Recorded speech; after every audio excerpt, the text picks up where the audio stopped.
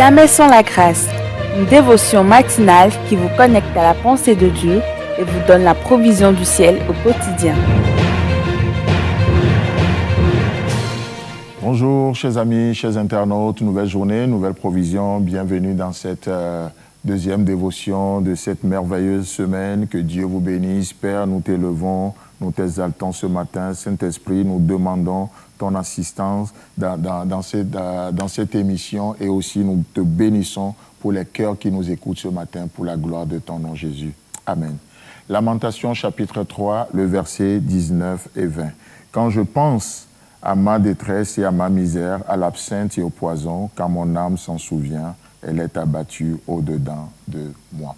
Triste réalité, n'est-ce pas, que tous, si nous sommes honnêtes, nous pouvons confirmer que lorsque nous sommes occupés à penser à ces choses nous entretiennent. Ces choses que nous faisons, nous font également. Vous voyez? Donc, on a décrit un peu ce que c'est que la détresse et nous parlons vraiment de cette misère dont Jérémie est en train de nous parler au verset 19. Quand je pense à ma détresse et à ma misère. On parlait justement de mon misère qui est traduit par sans asile. Et hier, nous avions défini ce que c'est qu'un asile, n'est-ce pas? C'est un lieu inviolable.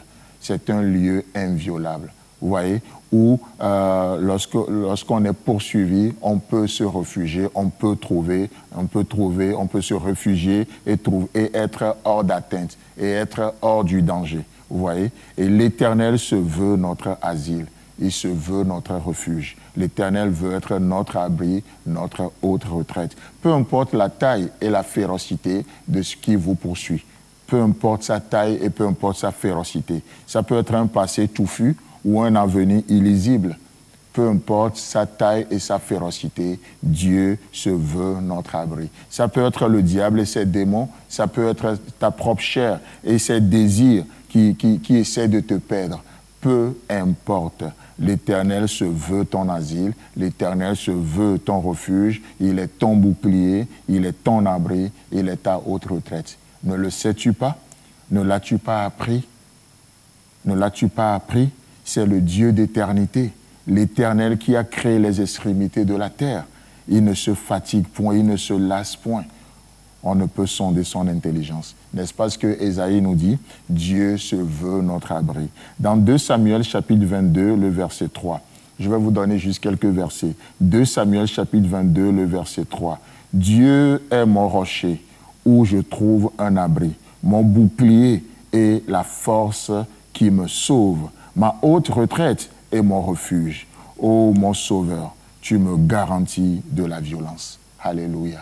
Il est ma haute retraite. C'est merveilleux lorsqu'on accepte de se réfugier en Dieu au lieu de se réfugier dans le mal qu'on nous a fait pour attirer la pitié de tout le monde, pour qu'on s'apitoie sur notre sort. Non, nous trouvons notre réconfort en Dieu.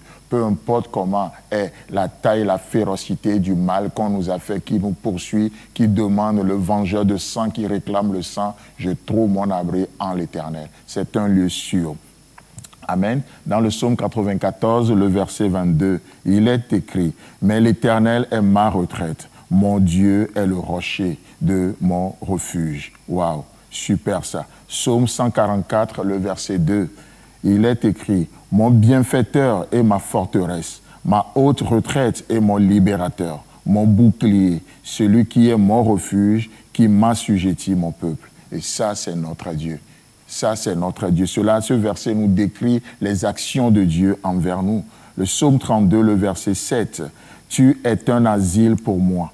Tu me garantis de la détresse. Tu m'entoures de chants de délivrance. » Alléluia. Encore une fois, peu importe ce qui poursuit, l'Éternel, qu'est-ce qu'il fait? Il nous entoure de chants de délivrance. Et je déclare ce matin que tu chanteras la délivrance au nom puissant de Jésus. Je finis avec ce beau passage que nous trouvons aussi dans le psaume 71, le verset 3, où il est écrit « Sois pour moi un rocher qui me serve d'asile, où je puisse toujours me retirer.